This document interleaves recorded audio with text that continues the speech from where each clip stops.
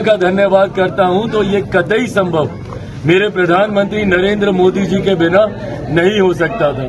जिस तरीके से प्रधानमंत्री ने पिछले साल सवा साल में जब से तीसरी बार केंद्र में हमारी सरकार बनी है तब से लेकर अभी तक जिस तरीके से उन्होंने निरंतरता में बिहार आकर बिहारियों को प्राथमिकता में रखकर लाखों करोड़ों की परियोजनाओं को धरातल पर उतारने का काम किया और जिस तरीके से मुख्यमंत्री नीतीश कुमार जी के नेतृत्व में उन तमाम योजनाओं को धरातल पर उतारा गया।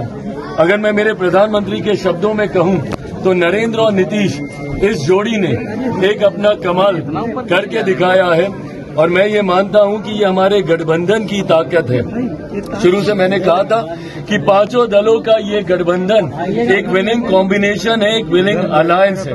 मैंने ये भी कहा था कि 2020 में भी अगर हम लोग एकजुट होते, अगर ये यूनाइटेड एनडीए 2020 में भी होता तो भी हम लोग इतना ही शानदार प्रदर्शन करते।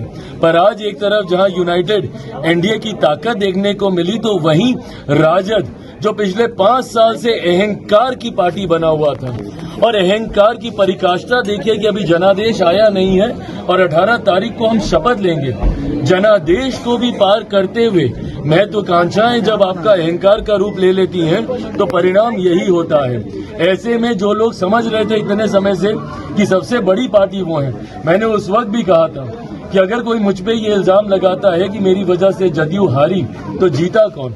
राष्ट्रीय जनता दल जीती थी। वो अपनी काबिलियत पे नहीं जीती थी, वो एनडीए के बिखराव की वजह से जीती थी। उस वक्त भी मैंने कहा था कि अगर हम लोग यूनाइटेड होते तो 25 सीटें on record I have said this कि 25 सीटें राजद पार नहीं कर पाती और आज कमोवेश वही परिणाम देखने को मिले हैं। तो जहां जंगल राज वालों को आज पता चला कि बिहार की जनता में वो कहां खड़े होते हैं तो वहीं बिहार की जनता ने जिस तरीके से एनडीए और तमाम हमारे प्रत्याशियों को सराखों पे उठाने का काम किया उसके लिए मैं बिहार की जनता का धन्यवाद करता हूं, मेरे प्रधानमंत्री जी का धन्यवाद करता हूं, मुख्यमंत्री नीतीश कुमार जी का धन्यवाद करता हूं और एनडीए के तमाम घटक दल जिस एकजुटता के साथ मांझी जी, उपेंद्र कुशवाहा जी हम लोगों ने मिलकर चुनाव लड़ा है, ये एकता की ताकत को बिहार की जनता ने सराखों पे बिठाने का काम किया। कई लोग आपको अंडरएस्टिमेट कर रहे थे, कई लोग आपको अंडरएस्टिमेट कर रहे थे। भूमिका होगी आपकी? क्या कैबिनेट में डिप्टी सीएम लेंगे आप?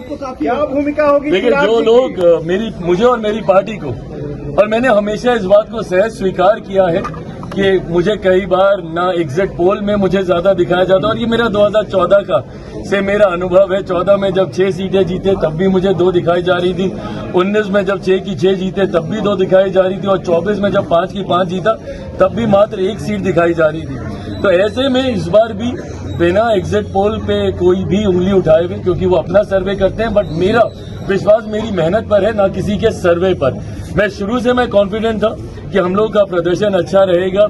मैंने स्ट्राइक रेट को लेकर भी काफी ताने सुने हैं, बट गठबंधन का स्ट्राइक रेट खूबसूरत रहा है, ये भी मेरा विश्वास डे 1 से रहा था। तो मुझे लगता है कि जिन लोगों ने कम आंकने की गलती की, मुझे लगता है कहीं ना कहीं उनको जवाब जनता ने दिया। चिराग जी मुख्यमंत्री नीतीश कुमार जी एक बार फिर से मुख्यमंत्री बनेंगे, ये मेरा पूरा विश्वास है।